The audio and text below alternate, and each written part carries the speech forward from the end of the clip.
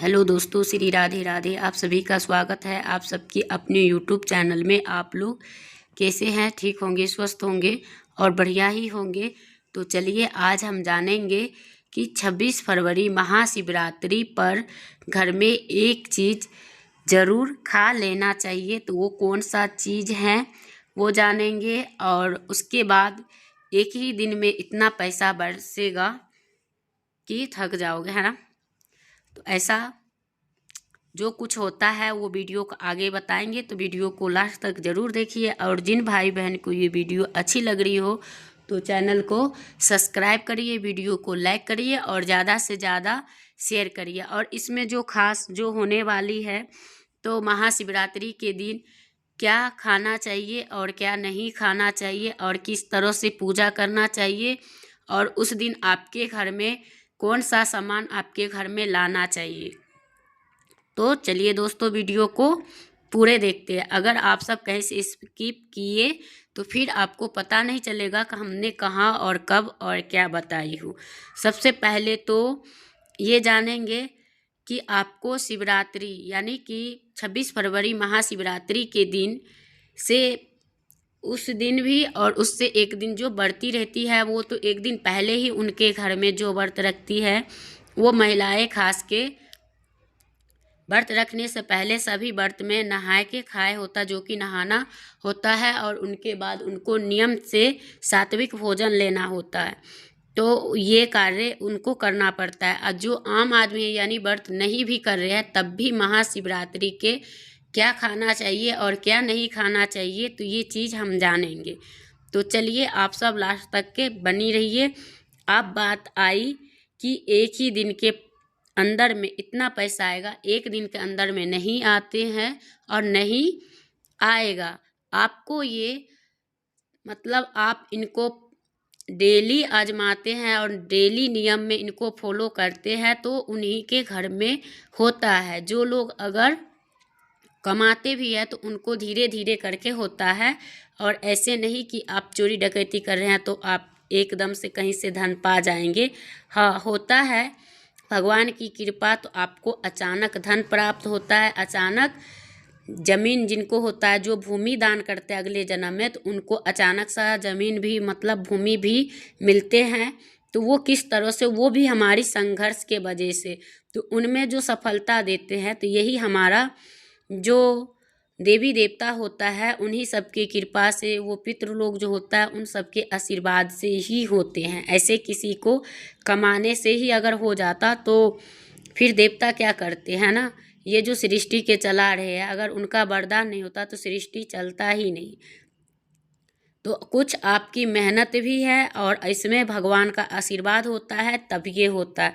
भले आप कितना भी कमा लो, अगर भगवान का आशीर्वाद नहीं रहा तो आपका पैसा जो के तो देखोगे भी और आएगा भी और जाएगा भी। तो यही होता है दोस्तों।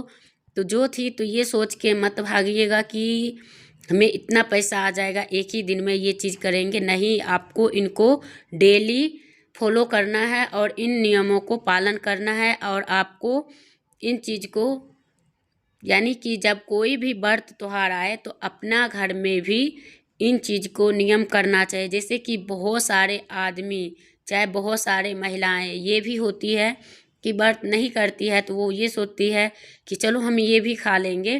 तो उसमें है कि उस दिन कोई भी व्यक्ति चाहे सनातन धर्म से हो तो आपको ये चीज़ का फॉलो करना चाहिए, ताकि और दिन खाओ पियो कोई बात नहीं, उस दिन नहीं तो ज़्यादा मसाला, यानी मसाला ज़्यादा कब होती है कि उसमें लहसुन प्याज ये सब पीस के डालते हैं, टमाटर गाजर बैगन और मसूर के दाल, ये सब चीज़ें अगर उस दिन को आप अगर खाते हैं ये तामसिक भोजन, तो फिर आपको जो है माता लक्ष्मी आपके घर से रुष्ट होके चली जाएगी। और आपका जो देवी देवता का जो स्नेह था, जो प्यार था, जो प्रेम था, वो आपको नहीं मिलेगा ये आशीर्वाद, और आपका घर में गरीबी की निवास हो जाएगी।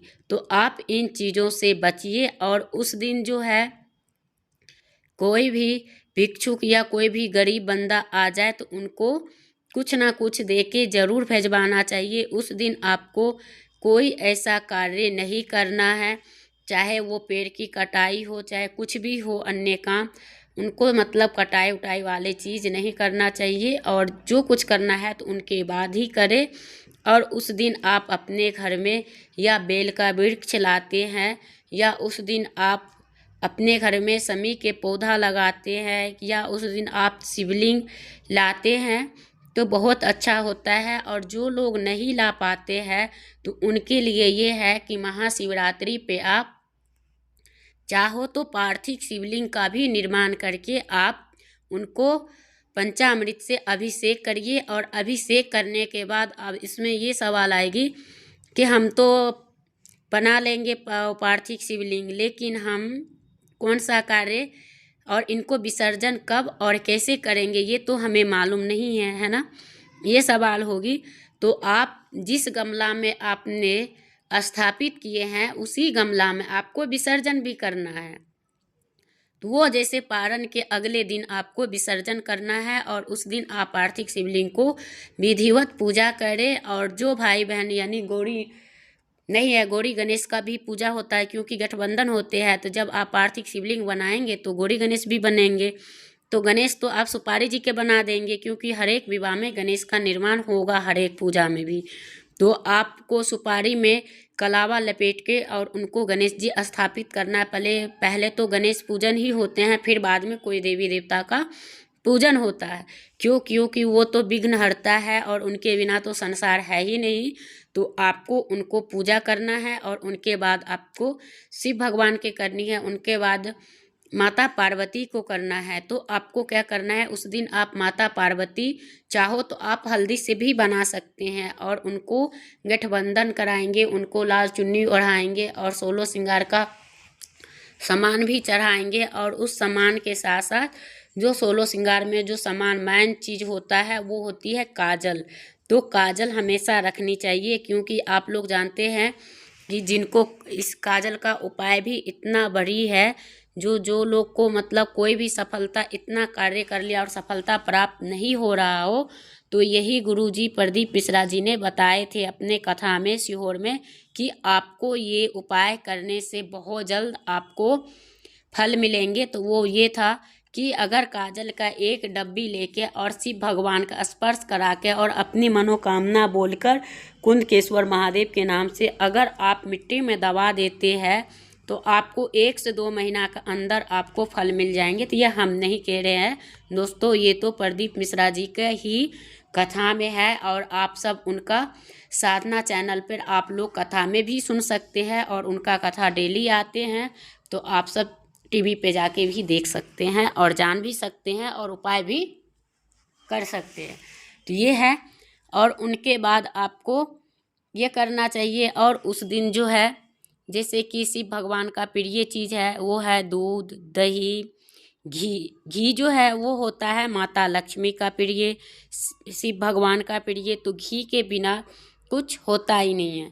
और उस दिन आपका जो बच्चा अगर पढ़ता नहीं हो तो उनके लिए शिवलिंग के ऊपर अगर अनुमिका उंगली से अगर उन पे ओम बनाते हैं और उनको कामना बोलते हुए उस दिन भी अगर आप कहते हैं तो शिव भगवान उनको मतलब लिखने का भी उनके पास और पढ़ने का भी, और उनको इतना मन लगेगा कि वो अपने आप दौड़ के पढ़ेंगे। तो उस दिन आप बहुत सारे उपाय रहते हैं जिनमें आपको करना होता है, लेकिन हाँ विश्वास और श्रद्धा भक्ति पे ही दुनिया अटल है और रहेगा भी। तो अगर आपके मन में श्रद्धा और विश्वास हो तो ही करना, और नहीं हो तो करके भी कोई फ़ायदा नहीं है। क्योंकि जिनका मन में अगर नहीं है और वो दिखावा के लिए कर रहे हैं तो वो चीज़ सफलता नहीं देते हैं, बल्कि उल्टा परिणाम मिल जाता है। तो ये करना है। और उस दिन की जो है सात्विक भोजन यानी कि चना के दाल, घिया डाल के चने की दाल के साथ अगर आप खाते हैं तो ये जो है ये होता है आपको सात्विक भोजन में जो आहार आते हैं वही खाना चाहिए। और जैसे मूंग के दाल ये सब आप खा सकते हैं, आलू, मगर ये गाजर उजर ये सब जो और सब्जियां आते हैं बैगन पालक ये सब उस दिन नहीं खाना चाहिए।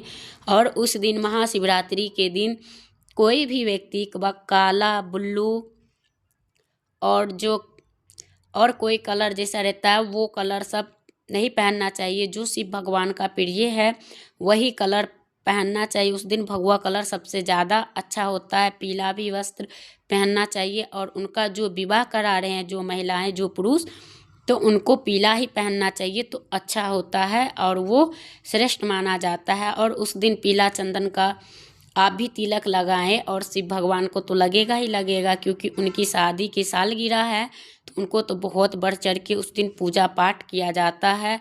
और पूजा करने के बाद हर एक मनुष्य का, यानी कि उस दिन आपको आरती करने का हक बनता है।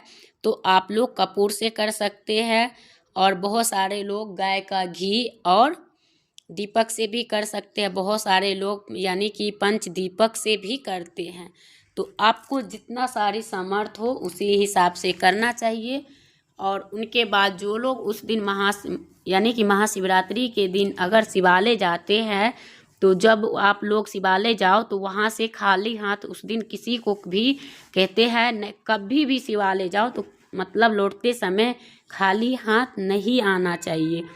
आपको शिवलिंग के ऊपर जो चीज़ दिख जाए वो उठा के आपको अपनी घर ले आना, चाहे वो अक्षत हो, चाहे पुष्प हो, या बेलपत्र हो, या भांग हो, चाहे धतूरा हो। अगर धतूरा लाए हैं तो आप अपने तिजोरी में उनको पूजा स्थल पर रात भर रहने दीजिए और सवेरे में उनको पीला कपड़ा में बांध के और आप जहाँ आपकी तिजोरी है वहाँ पर रख दीजिए। उससे क्या होता है, आपके घर में धन की वृद्धि होती है। अगर आप बेलपत्री लाते हैं तो आपको सबसे पहले पूजा वाला स्थल पर रखनी है। रखने के बाद अगले दिन सभी परिवार में प्रसाद की तरह थोड़ा थोड़ा खाया करिए। इससे क्या होता है कि हमारे मन में एक अच्छा सा विचार आता है और हमारे घर में सभी के ऊपर यानी सुख शांति और समृद्धि बना हुआ होता है और उनके अच्छा सा एक सकारात्मक ऊर्जा देते हैं, जिससे हमारे घर में सुख शांति रहते हैं। जिनके घर में सुख शांति रहते हैं उनका घर में स्वर्ग की वास होते हैं, और जिनका घर में नहीं होता है तो वही जानते ही हो कि उनके घर में दरिद्रता की वास होते हैं। तो वो दरिद्रता भी लाने वाले आप लोग खुद से ही होते हो, जो बहुत पावर दिखाते हैं ना, तो वो लोग दानव ही होता है। और दानव का काम है अहंकार दिखाना। और कभी भी देखना कि अहंकार उसी मनुष्य के शरीर में से आता है जो दानव होता है। तो मानव को मानव ही बन के रहना है, दानव नहीं। अगर दानव बनते हैं तो दानव के लिए भी कोई न कोई पैदा लेते हैं। जैसे कि श्री कृष्ण को इतना सारा घटना हुआ तो भी आना पड़ा, राम भगवान को इतने सारे घटना हुए तब भी आना पड़ा, और अभी भी इतने कुछ हो रहे हैं तो भी आएंगे। तो ऐसे ही होता है, जब जब पाप होता है तब तब भगवान को जन्म लेना ही पड़ता है।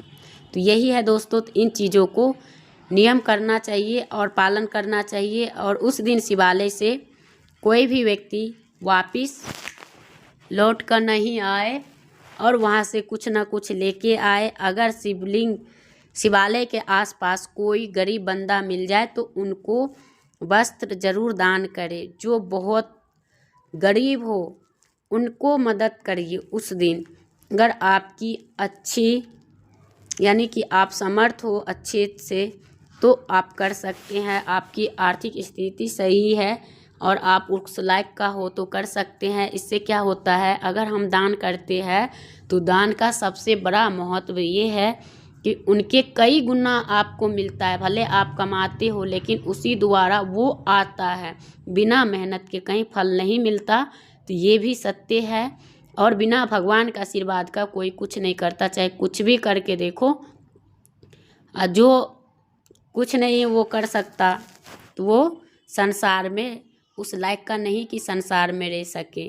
तो वही होता है दोस्तों, इन चीज़ों को हर एक मनुष्य को कर्तव्य है करना और करके जाना।